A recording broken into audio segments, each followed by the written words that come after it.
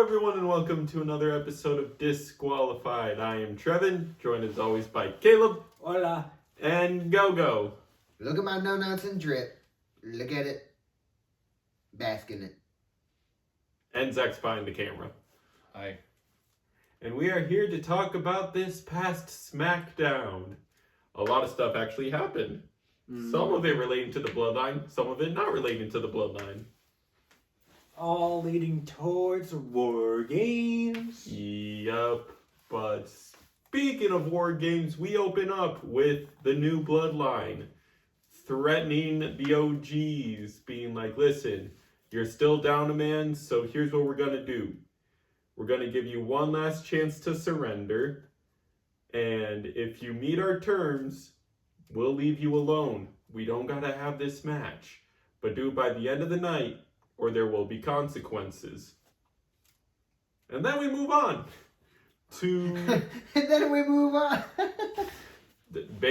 Basically, we cut to commercial break, then we immediately cut to another triple threat for the tournament for the U.S. Women's Championship. I said that real weird. Yes, you did. But here we are. And it was Chelsea Green versus Blair Davenport versus Bianca Belair. And there was some shenanigans that happened. Yeah, so Jade kind of hit the Family Guy death pose when she went through the car. It just cut to Jade laid out in a car. Yep. Bianca forfeited the match to go check on her tag partner, so it turned into a 1v1 between Chelsea and Blair, and Chelsea gets the win. Cleanly, I might add. Mm-hmm. Yep. And this is just adding to people's hype because a lot of people have Chelsea being the inaugural, but a lot of people were wondering, how do you get Chelsea past round one with their round one being against Bianca? This is how. So they have diagnosed Jade with some injuries. They include deep lumbar paraspinal muscle contusions, bruised kidney, sprained MCL on her right knee, and tibial plateau bone bruise of her right knee, and facial lacerations. There was no timetable for her return. And a can of whoop ass. Well, that was opened on her. Yes. But wait, is she hurt for real? No. Storyline injury, more than likely. Shit, way to fool me. But this storyline does kick her out of the War Games team. We will find out the new 5th member next week. I have spoilers. Yes, it was a double taping, so unless you have spoilers, but for those who avoid spoilers at all cost. Do we want to tell them to skip ahead, or should we keep our integrity? Yes, we keep our integrity here. I shall keep my mouth shut. Yeah, yes. You little fucking spoiler boy. Spoiler boiler. Yes, and then... Spoiler boiler. Speaking of the U.S. title, I believe we moved on to an LA Knight match? Yeah, it was LA Knight versus Santos Escobar, and...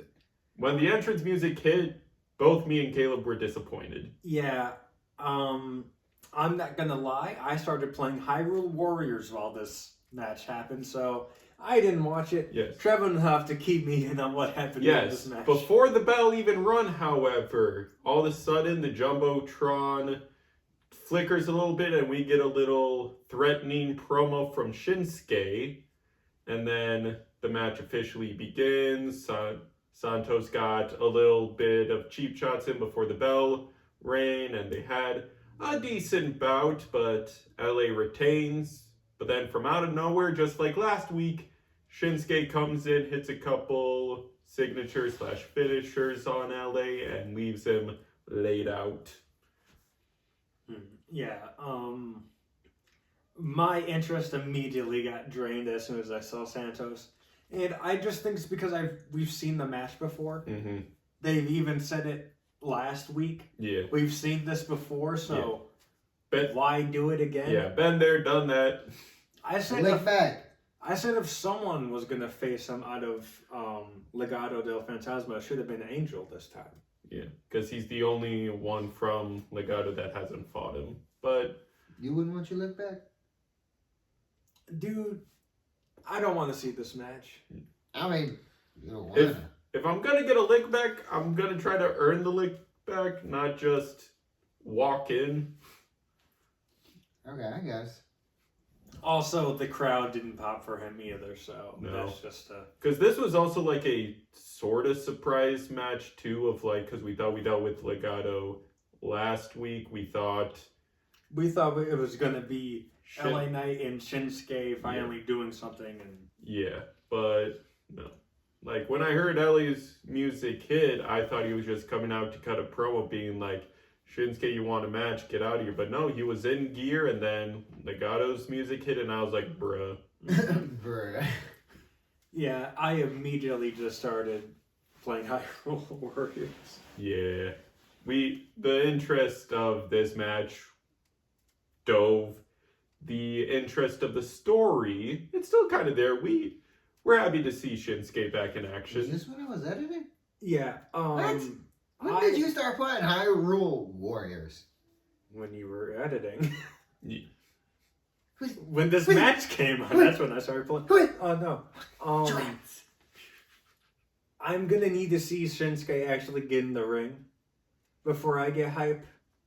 He's done a few moves and that's cool, but I just need to see him get in the ring.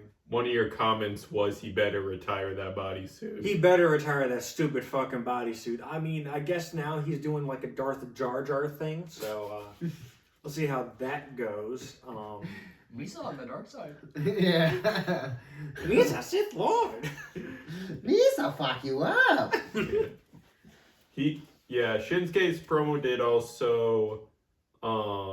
He talked about how LA is sort of an insecure champion, about like he's out there pleasing the crowd, but he knows that one wrong step can lead this all crumbling down. So it's like interesting angle. I don't know. We'll see where this goes, because I look back at Shinsuke and Seth's rivalry, and that was a real stellar rivalry. Like, the promo work those two men had was real good. I don't know what it is with the U.S. title, but it's just been in a slump. Yeah. Granted, it got taken off of Logan Paul, and that was the big reason for the slump, but it's just something with LA Knight's title reign is just not doing it for me personally. Yeah. I also feel like there's not a lot of, like... I don't want to say not a lot of, like, mid-card men, but it's like...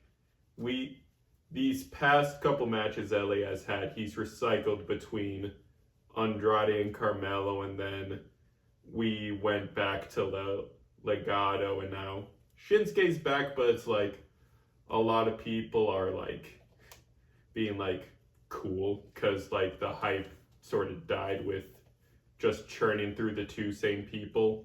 Well, they did say apparently that leading up to Mania, they're going to relax the brand split a lot.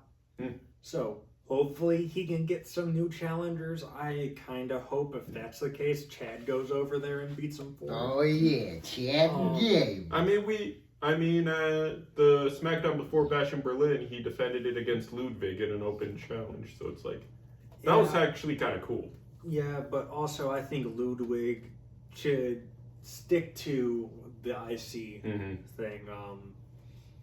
I don't know. I don't know. I just think LA Knight is better on the mic than in the ring, at least in my eyes. He's a better talker than an in-ring performer. You're not the only person who thinks that on the internet. Yeah, he's charismatic, he's over, don't get me wrong, but it's just this title reign's not doing it for me. Yeah. Granted, he is defending it way more than Paul, so I give him props for that. Yep. And then, what did we go to next? Was it another triple threat, or? No, I believe it was the Bloodline segment. No. Where they were backstage talking. There was that. So in this backstage segment, the OGs are gathered in like a little council huddle being like, listen, we don't have a fifth. It's like, we've been to Raw multiple times. We've gone around the SmackDown locker room multiple times. I ain't gonna lie, Roman, everyone hates you. Yeah. Oh, actually, yeah.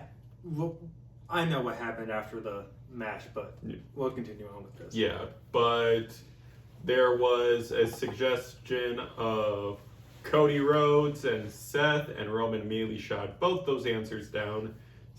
Him silently just rejecting Seth, being like, basically the face of like, really? You just suggested that? Mm-hmm. And then when Cody was brought up, he was like, no, that's old news. He's got his own stuff to deal with. That was a one-time thing. Like, let's not drag him into this again.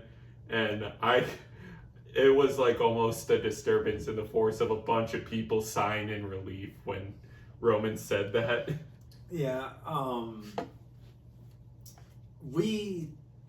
man, I'm so glad it's not Seth. Not saying who it is right now. I'm going to save that for the end of the show, but I'm just glad it's not Seth. I'm glad he stood on business, and the creative stood on business when it came to him saying no. Yeah. And then Roman basically says, like, listen, we're the OGs. We got this. We're going to go out there and either finish this off or die trying. Literally almost his exact words. Mm-hmm. So then we cut to a different segment, but I think we skipped a segment as you It was recall. Cody and Kevin's face-off. Oh, yeah! That is what we missed. So Cody Rhodes came out basically saying, Kevin Owens, they said you're not here, but I don't believe that, so get your ass out here. Yeah.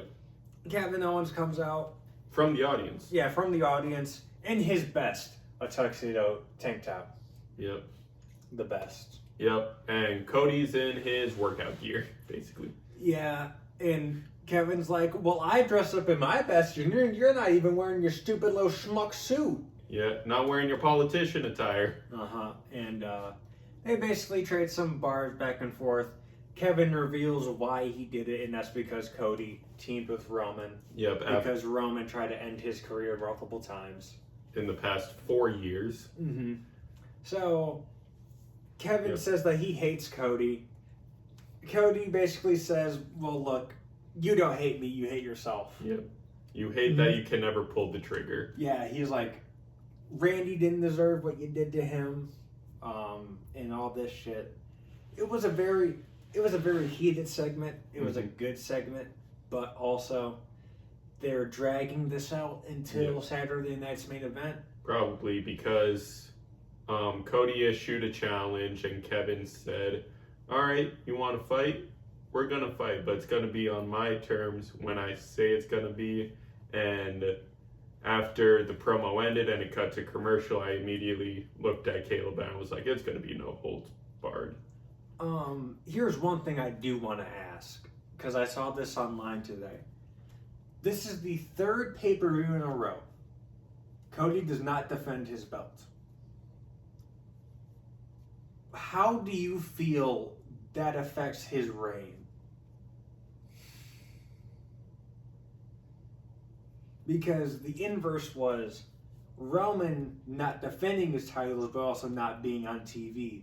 So do you think it's better to just have the belt on TV and it not being defended at all? Or just gone completely from screens? I think the difference is that Cody has had a couple defenses on the weekly shows sometimes, but you do bring up a good point of like, with Roman's reign, you expected a defense every PLE because that was just sort of his style. Mm-hmm. Like, he shows up to talk smack to prep for a PLE defense since he's the world champ. Obviously I'm going to be there so people get their money's worth for the PLE. And then he does his shtick, has his rivalry, and then he disappears for about a week or two and then prep for the next PLE like clockwork. But Cody, I think his personality and like how WWE is building him up, he's definitely like being a good face of the company. Like, he's the WWE champion. He's making sure, like, in what Kevin brought up, politically, he's doing his job. Mm-hmm. But the amount of defenses and when and where they happen, I will admit, are a little funky. Especially who he's also defended against. Like, don't forget about that stint at King and Queen of the Ring against Logan Paul. Why did that happen? Yeah. Gordon? I think now is when we start judging it, because it was always covered up in the Bloodline storyline. Mm-hmm. And now that he's out of it, now is when we can really pay attention and say, hey, he's not really doing what he should be doing, like defenses or anything of the sort. Mm-hmm. I mean, I don't think it affects it at the moment. Mm-hmm. But if he doesn't start doing some type of defenses now, then we got a problem. I mean, I don't think if the Kevin Owens situation doesn't end in a title shot, I think that's okay, because I think this is a storyline that just needs to be brushed under the rug, because this is a repercussion of Cody teaming with the Bloodline and them calling a truce and going their separate ways. Yeah. This is the end of the Bloodline story, technically, in my eyes. Unless Randy turns heel, but wait, yet to be seen. Yeah, but so I mean, yeah, it could go on for a little longer, but it is at the last of its legs. yeah. I have been a little vocal on my displeasure.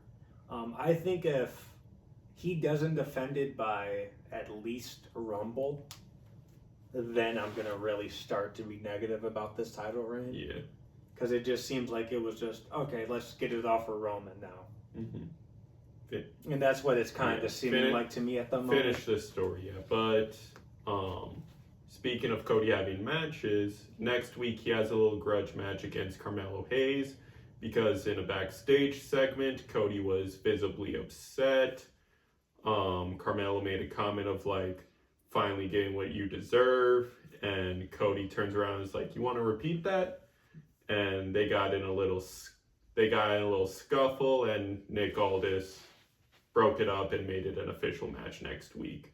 But Carmelo made a little slick comment of like, just saying what people are thinking. Mm-hmm. And it's like, I've seen a lot of people like comment on the internet of like, little by little we're seeing more of quote unquote Homelander Cody. And it's like, that little segment was like, they're not wrong. I need to see more heel actions from him in order for it to be Homelander Cody. Because he's saying stuff and he's backing it up, but he's not saying one thing and doing another. If Cody acted more of a sociopath, because Homelander, everything he did, he literally quite thought he was doing right. You know, I don't want to put that name out there, but the big H, Hitler, but yeah, he thought he was doing right. So that's like kind of the Homelander dynamic. So I don't think that is the best of comparisons. I mean, like, Homelander is quite different than what Cody is.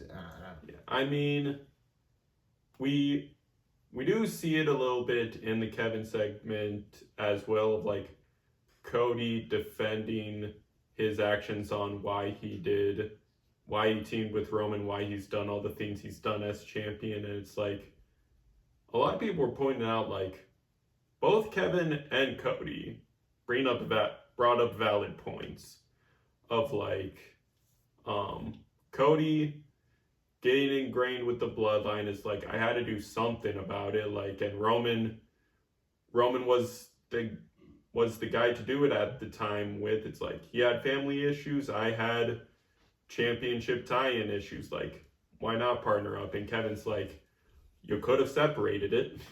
Could have separated the whole issues of like, let Roman deal with his family stuff. You deal with your champion stuff. But you didn't have, You didn't have to team up with Roman to do that. Yeah, no, I think they both made valid points. In my eyes, though, I think Kevin made a lot more valid points. Mm-hmm. I think being friends with Kevin Owens and, well, Cody also did make a very valid point of that Kevin is holding himself down. He's holding himself back. But I think being friends with Kevin Owens and then teaming with Roman is a slap in the face to Kevin Owens. Yeah. All right, all I can say to that is, well, Kevin said, like, why not separate it? Mm-hmm. Cody has tried by himself. Mm-hmm.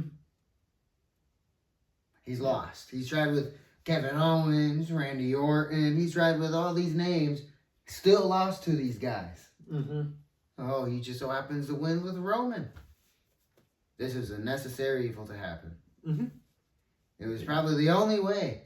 So, sucks, Kevin. I mean, I know it hurts. I mean, that's the thing is that I do like how a decent handful of heels that WWE has are quote unquote justifiable heels. Like you see why they're doing these more heel actions. Like another example besides Kevin, you look at Drew McIntyre. You, in a way, look at Chad Gable. It's like all these people have reasons to be heels. They're not just bad guys for the sake of being bad guys. Mm-hmm. It's like everyone has a legit reason that if they are to return face, perhaps, the crowd still decently likes them. It's like we don't see them as the bad guy. We see them as just making the wrong decisions. I think those guys are more tweeners. Not in turn because crowd reaction, they're getting booed. Mm-hmm. But online, I think they're more tweeners because they're justified in their actions. Mm-hmm. Like with Drew joining the Judgment Day last year in War Games. That was a justified thing. He just fucking hates Jey Uso. And he said, if this is my only way to get my hands on him, is to join these fuckheads, I guess. Screw it. But, I think that's all we have to say for the Kevin Cody situation. Speaking of heel turns, though, I think our next segment was Ciampa versus Ford? Dawkins. No, it was Ford. Yeah. Yeah, so Ciampa versus Ford. This is a little continuation of the story of Ciampa being upset that he and Johnny didn't get a proper rematch. Mm-hmm. And then the Profits didn't jump the line because they never offered DIY another tag title shot. At least Motor City Machine Guns didn't. Yeah. So they went to Aldis, got their tag match. Last week, Ciampa interrupted. So now we have the repercussions of that. These two face off. Yep. Decent match, which I believe got broken up, right? Yes, I think Ford won by roll up and Ciampa went for a cheap shot, which started that's what happened. It was win by roll up. Brawl started between Profits and DIY. And just Ciampa. And Ciampa. Yeah, Motor City Machine Guns and Johnny come out to break it up.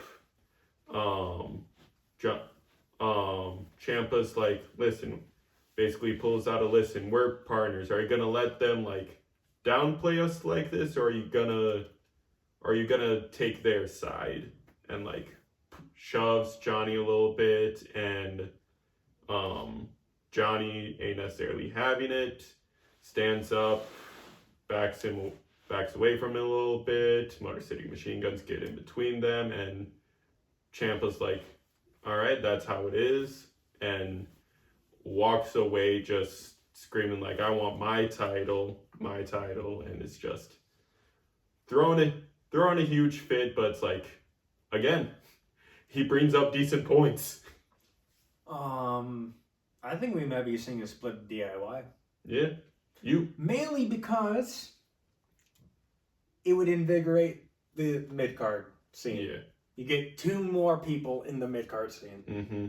A little rerun of their NXT rivalry. Yeah, I thought we were going to get a heel Johnny, but with getting pushed the second time, I could see this breaking up. Yeah. And Profit, you could sort of see in the background, like, laughing a little bit and just sort of instigating the violence as well. Real good tweeners, those Profits are. And good then tweeters those Profits are. we'll move on to the last match of the night. Yes, it was a Tag team match between Naomi and Bayley versus Tiffany Stratton and Candice LeRae. Yep. Started off with Candice and Tiffany arguing about who's going to start the match, which led to Naomi running in and kicking Tiffany right in the face. This was the match that got broken up you were thinking of. Yes, this was the match that got broken up. Pretty decent match. Yeah. And then they got broken up with... I believe it was Raquel and Liv. Yeah. Yes. Because Nia was on the sidelines. Everyone thought, like, oh, Nia's going to break it up. But nope, Raquel and Liv from out of nowhere. And then we get Io comes out. Yep. They start jumping Io. Yep. And then here comes Rhea Ripley Yep. in a black mask again. Yep. Running down with a fucking kendo stick. Yep. Like, the camera pans to Liv Morgan being like, come on, you want some? And then Rhea comes out from Gorilla with a kendo stick, and you can just see in real time Liv's face go, oh, wait, she's got a weapon. Yeah, Raquel finally did her fucking job. And took a shot. Yeah, she pushed Liv out the way and did her fucking job as a bodyguard instead of letting the person that she's bodyguarding get beat the fuck up. Yup. I think Raquel has been one of the worst bodyguards I've ever seen in WWE. And, like, that's legit. That's, like, a legit take. I think she's one of the worst bodyguards I've ever seen. Like, if you look at the other brands' bodyguard gimmick, it's like, with Tiffy and Nia, it's like, Tiffy's not necessarily a bodyguard. She just takes their finishers until Nia catches her breath again to deliver her finishers on the person doing the jump in. Which is funny. I think more of like a, you weren't around, but Enzo and Big Cass. Enzo would talk a lot of shit, and then Cass would have to back it up. That's not what Raquel is doing. Nope. She's letting Liv get all of her receipts, which is funny, but that's not what the gimmick is supposed to be. Nope. But yeah, so Rhea comes in, takes out Raquel with the kendo stick, and I believe hits one more with the kendo stick. I heard people online saying, she 1v5'd them. No, she didn't. She 1v2'd them. The other 3 fucking ran away. Yeah. Okay? Stop being whiny little bitches online. Yeah. Logically, they ran away. As soon as they saw a person had a weapon, they're like, nope. Yeah. So, this leads to the 4 faces standing up, and then Bayley joins them. Yeah. And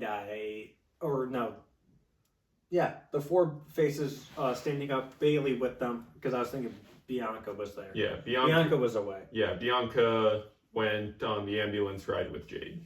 But this is speculation of, is Bayley going to be added to War Games? Yeah. And I think yes. Probably.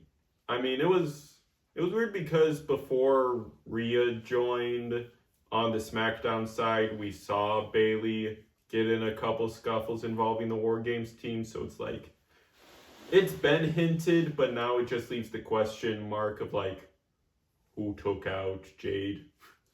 Yeah, which is another thing people are speculating online. There's 2 possibilities. 2 possibilities. Raquel and Liv, or the more fun one in my opinion, the Meta Girls. Lash Legend and Jakara Jackson. Interesting. I've not seen a lot of people theorize the Meta Girls online. Yep, that's my theory. But that's the end of that segment. Yep, and then we move on to our main event segment. Yeah, which is the umbrella over SmackDown, the Bloodline. The Bloodline. The new Bloodline come out. And are like, it's time. The old Bloodline come out. Yup. And they stand there.